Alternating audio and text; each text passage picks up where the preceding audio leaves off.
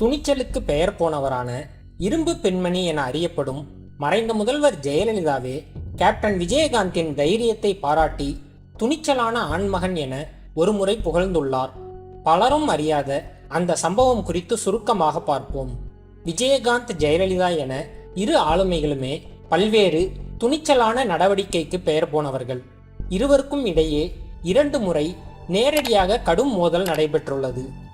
2005ஆம் ஆண்டு தேமுதிகவை ஆரம்பித்த கேப்டன் 2006 சட்டமன்ற தேர்தலில் தனித்து போட்டியிட்டு தனது முதல் தேர்தலிலேயே எம்எல்ஏவாக வெற்றி பெற்றார்.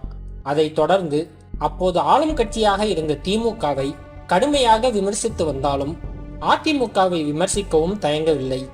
மேலும் கருப்பு எம்ஜிஆர் என விஜயகாந்திற்கு அவரது தொண்டர்கள் அடைமொழி வைத்து அழைத்ததால் எம்ஜிஆருக்கென்று இருக்கும் வாக்கு வங்கி கேப்டனுக்கு சென்று விடுமோ என ஜெயலலிதா அப்செட் ஆனார்.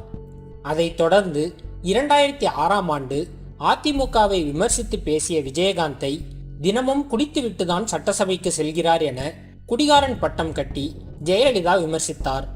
அதற்கு பதிலடியாக, ஆமாம், நான் தினமும் குடித்துவிட்டுதான் வருகிறேன், அந்த அம்மா தான் எனக்கு ஊத்தி கொடுத்தார் என விஜயகாந்தும் கடுமையாக ஜெயலலிதாவை விமர்சித்தார். இருவருக்கும் இடையேயான இந்த வார்த்தை போர் கடும் மோதலாக வெடித்தது.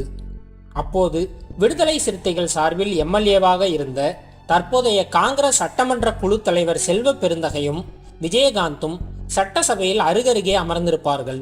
செல்வ பெருந்தகையிடம் குடித்தால்தான் தனக்கு சரளமாக பேச்சு வரும் என விஜயகாந்த் கூறியதாக ஒருமுறை அவர் ஜெயலலிதாவை சந்தித்த போது கூறியுள்ளார். அதை வைத்தே ஜெயலலிதா விஜயகாந்தை விமர்சித்ததாக அப்போது அதிமுக தரப்பில் கூறப்பட்டது. ஆனால் இந்த மோதலை இருவருமே பெரிய மனதுடன் மறந்துவிட்டு திமுகவை தோற்கடிக்க வேண்டும் என்கிற ஒற்றை நோக்கில் 2011ஆம் ஆண்டு கூட்டணி வைத்து சட்டமன்ற தேர்தலை சந்தித்தனர்.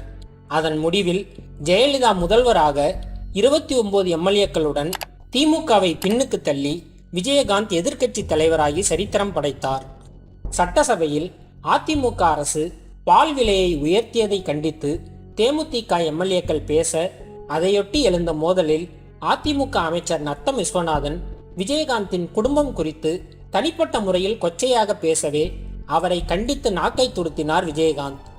ஆனால் அவர் தன்னை நோக்கி நாக்கை துருத்தி ஆவேசமாக பேசுவதாக நினைத்த ஜெயலலிதா சட்டசபையிலேயே விஜயகாந்தை கடுமையாக விமர்சித்தார். இதையடுத்து இருவருக்குமான கூட்டணி முறிந்தது. விஜயகாந்த் குறித்து கடும் அப்செட்டில் இருந்த ஜெயலலிதா போயஸ் கார்டனில் அந்த சட்டசபை மோதல் வீடியோவை வரவழைத்து மீண்டும் போட்டு பார்த்த போதுதான் தனது அமைச்சர் விஜயகாந்தை தனிப்பட்ட வகையில் குடும்பத்தை இழித்து கொச்சையாக பேசியதை உணர்ந்தார். இதையடுத்தே சிறிது சமாதானம் ஆகியுள்ளார். என்னதான் இருந்தாலும் அத்தனை எம்எல்ஏக்களும் இருக்கும் சட்டமன்றத்தில் இப்படி ஆவேசமாக நாக்கை துருத்தி பேசும் அளவிற்கு தமிழக சட்டசபை வரலாற்றிலேயே தைரியமுள்ள ஒரே துணிச்சலான ஆண்மகன் விஜயகாந்த் தான்.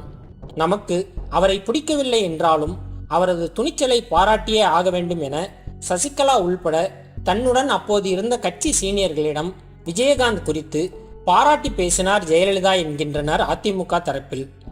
இதை மூத்த பத்திரிகையாளர் ரங்கராஜ் பாண்டேவும் உறுதிப்படுத்தியுள்ளார்.